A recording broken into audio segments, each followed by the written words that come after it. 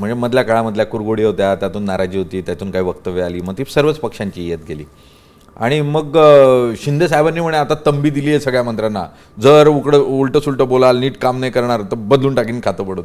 असं काही झालंय? शिंदे साहेबांनी तंबी दिली आहे मंत्र्यांना कोणाला?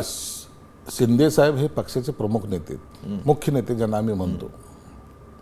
जेव्हा आपलं सर्व त्यांच्या आदेशानुसार चालेल असं जेव्हा आपण ठरवतो किंवा सगळ्या जणांनी मान्य केलेलं असतं, त्या टायमाला तो अधिकार त्यांना पोहोचतो. आणि मला वाटतं ते काही गैर पण नाही. पक्षाचे आमदार असेल, पदाधिकारी असेल, कार्यकर्ता असेल, त्यांनी आपल्या एक चौकटीत वागलं पाहिजे. असं म्हणताना त्यांनी जर उपदेश दिला आपल्याला तर त्याच्यात गैर मानण्यासारखं सुद्धा नाही. आणि मग त्याचा अर्थ काही लोकांनी तंबी दिली, मग आता खातं बदलणार, मग आता पक्षातून काढून टाकणार, असा नाही होत.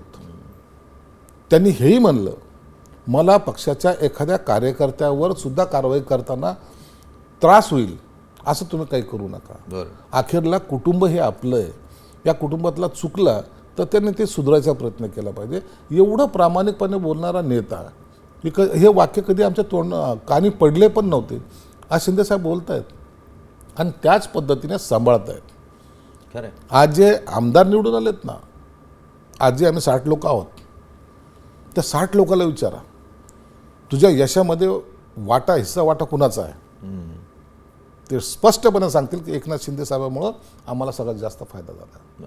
मग जो माणूस आपल्याला कुटुंबाप्रमाणे सांभाळतो, त्या टायमाला त्यांच्या आदेशाचं पालन करणं हे आमचं कर्तव्य असतं.